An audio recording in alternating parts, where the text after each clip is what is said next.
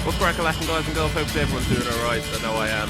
I've temporarily put the Bafang Ultra electric mountain bikes away. Don't worry, they're not broken, and neither is my Specialized fleet. To cut a long story short, I was going through some bits and pieces, and I discovered a bike which I hadn't used in quite some time. When I thought, you know what, you deserve a new lease of life. Let's take a look at it, shall we?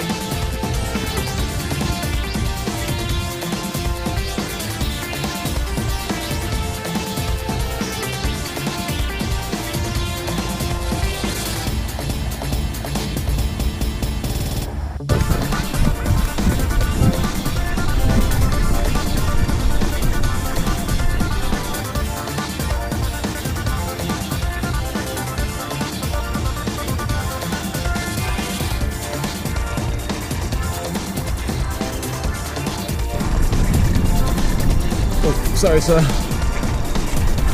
Thanks.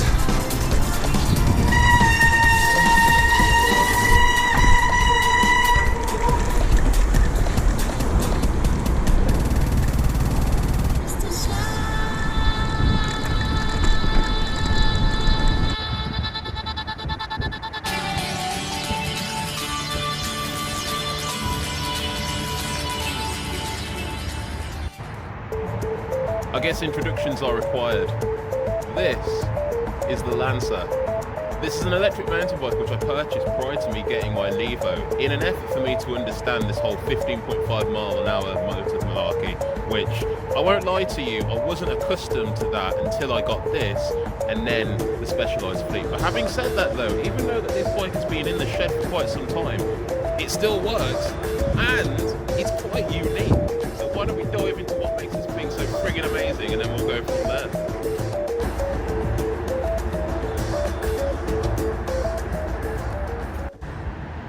So why don't we get the obvious out of the way and get on to the electrics, because I guess that's what everyone wants to know about.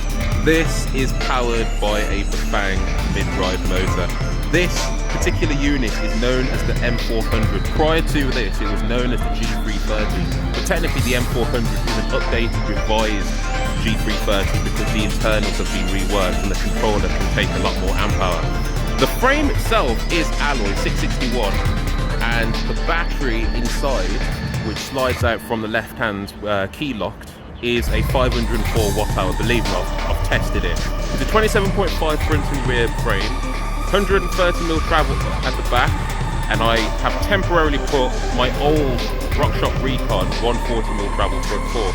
I believe this can be bumped up to 150, so at the very least it's going to be something I am going to upgrade, because I can't help but look at this bike and think, oh my days, you do look pretty unique and you do look alright. Now you'll forgive the fact that the dropper seat post is really extended out of the frame. To cut a long story short, this is one of the negatives about this bike. Even though I got it for a really good price, the seat post diameter is 30.4, I repeat, 30.4. Usually dropper seat post or seat post diameter, sorry, are usually 27.2, 30.9, 31.6, or the new 34.9. In an effort for me to get a dropper seat post in there, I have had to unfortunately shim it and put a 27.2 120mm KS dropper seat post. The reason why the saddle thingy is on top of there is because the original saddle on there, it's destroyed basically. If I showed you, you'd understand. It's literally destroyed. I need to swap that saddle out, as well as the dropper seat post. We'll get onto that in due course. Tyres of choice, WTB trail bosses, because technically it is using one of my Ultra's front fork and wheel. So the Shimano WHMT 500 boost, and mounted onto it is a WTB trail boss 2.65 wide. At the rear, this is where things get a bit interesting. So when I built this bike up, because originally when I got it, it had inferior components, I decided to put a Vittorio Martello 27.5 by 2.35. I've got to be honest, because I have heard that they are coming out with an e-bike specific version of this. I would be tempted to get an E equivalent tyre of this exact tyre. This is pretty decent. It's a good trail tyre.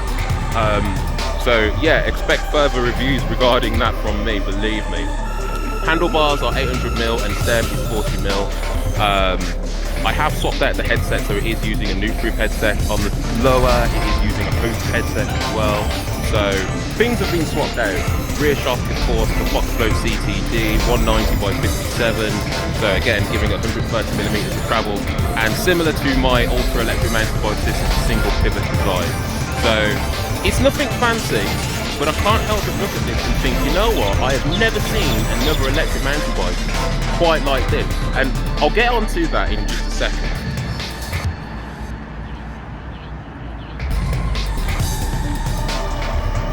So just changing the bike's orientation, you can see that the battery, like I said, it slides in from the left-hand side. It is key locked, and from my understanding, my research, this is a re-engine style battery because it uses the re-engine lock mechanism, but it's not a Dorado unlike my other electric mountain bikes. To this day, I have never seen another electric mountain bike which uses this type of battery. In fact, let me just show you.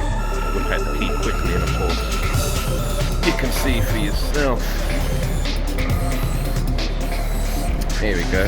So here are the keys. I've got two sets of keys. The key gets inserted right here, and of course you just slide it in, turn. This does have a little handle, of course, when you turn it. Doing this with one hand, hopefully it can work. Yep, there you go. Slide the battery out, and here it is.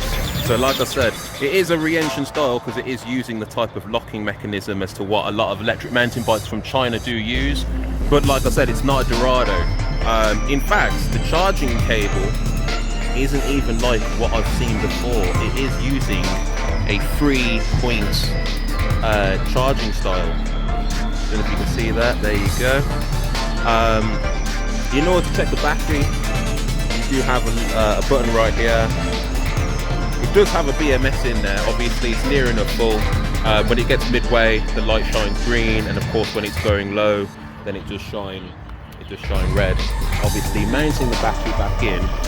Sorry, you guys are out of shot there. Actually, let me start that again. So, like I said, mounting the battery in. Obviously, you can see that there's a little half-circle groove. You slide it in. Make sure the key's out of the way. Technically speaking, you don't even need to. You don't really need to actually turn the key in order to lock it, but it does help. But you actually no need on it. So there you go. Turn the key, press it in, and then Bob's your uncle, release the key, and everything is working. Being as this is a Bafang style electric mountain bike, I do have access to a plethora of displays. Because this bike I did originally use it for trail riding, I did opt for a minimal display in case I had any instances. Believe me, I've lost track of how many Bafang displays I have broken. So in which case, if I just press the power button right here, hold it down for 3 seconds, you'll see a row of 5 LEDs shining, and obviously at the top gives you your percentage in terms of how much battery you have. Obviously each 5 light represents 20% increments. You've got 5 levels of assist, as you can see.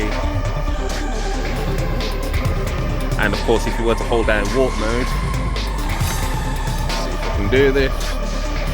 So holding down walk mode, holding down minus and walk mode does turn the back wheel. It is also worth mentioning that, because I know a lot of people do like to get information as to the type of wheel sensor. So this is using a magnet on the rear, on the spoke right there. I don't know if you can see that. In fact, actually, is it? It's a little bit loose. Unbelievable. Still working though, but still. But yeah, it is using a rear magnet spoke. Like I said, it is a bit loose because I've just swapped out wheel sets on this. So in which case, I should have tightened that. I don't even have any tools on me, but it should be okay. Good news is actually they're not that expensive in case I do lose it or what have you. But still, all in all, like I said, the bike, it's unique and it's pretty interesting. And don't get me wrong, I'm not saying that this is better than my Levo, and I'm not saying that my Levo is better than this, because they're both different. But I will gladly say that even as I've been riding this and I've bumped into paths with other electric mountain bike riders, pre-COVID of course, it did raise some eyebrows, and a lot of people were asking me about it, and some people have swung a leg over it. So you'll note that I didn't really mention anything about the drivetrain or the brakes, and unfortunately I feel that's where this bike is let down. It's my own fault. I could have obviously upgraded the brakes because it is using just basic Shimano hydraulic brakes. I think they're the M350s, and the drivetrain of choice, it's a 9-speed Shimano Olivia, same as what you would get on a stock Levo hardtail, which I remember upgrading to a Dior. And I won't lie, it works for what it is, but I know it can be better. So what I'm going to do is I'm going to donate a good month, a good solid month in me trying to bring this bike from the brink of old school to new school, ready to take on some trails. Should be interesting.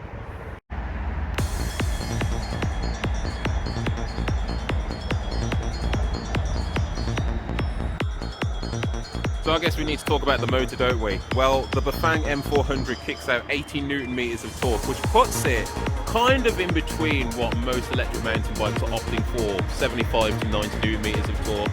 Yes, for anyone who's wondering, this bike, I envision a video where it does go up against my Levo, so that will be interesting. But at the very least, the one thing I have noticed is that this thing, it doesn't feel lacking. It honestly does have a little bit of grunt to it, and the one thing I will always say about Bafang products, it is virtually silent. Like, oh my days, like I could literally go ninja style on the trails on this thing, and yeah, fine, the bike does look like an e-bike, but you ain't gonna notice until you've actually seen me. But I can't criticise the bike at this point because, like I said, it got me here in the location which I'm filming.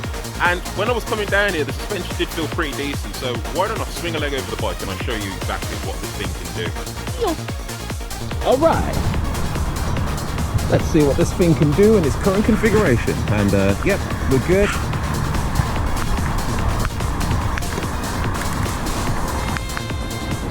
Turn it to level 2. Actually, we'll go to level 3.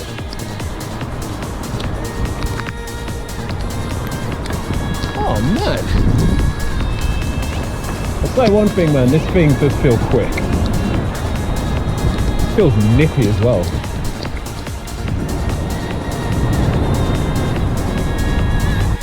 Seriously, the motor is really responsive. I remember now, the Bafang M400s, they were kind of workhorses as motors, and they do feel pretty powerful.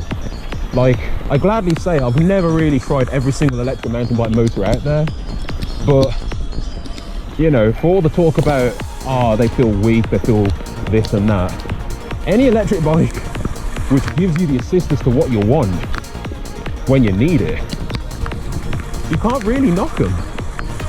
Like, if I were to be on the Stumpy or the Enduro, I'd be like, man, I want to walk this far.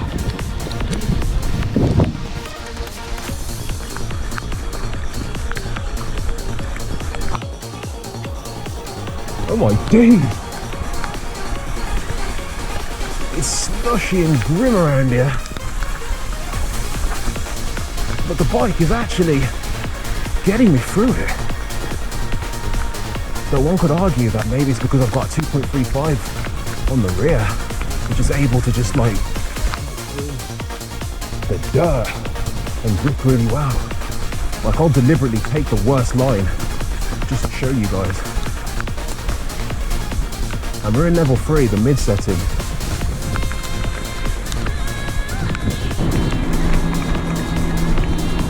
This thing does feel pretty good, actually. All right, stair challenge, of course, as always.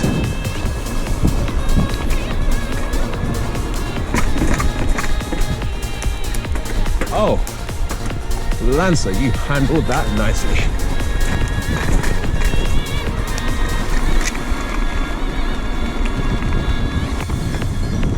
All right, playground.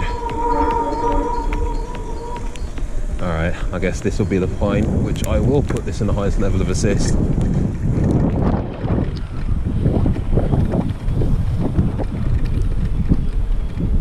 Just to be safe.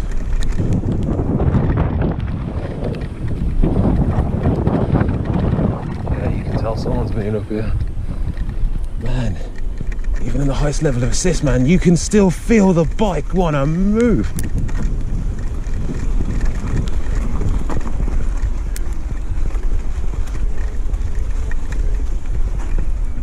Oh yes. Oh, impressive. Impressive. Me likey. I won't lie, the bike did it. It did it pretty well. So even I've got to give props to the Bafang M400 stuff actually. I mean, like, it's been a while since I've actually swung a leg over them because, you know, it's, you know, I've become acclimated to the Ultras and the Brose 1.3s, or, you know, I think they call them Mag Ts, whatever.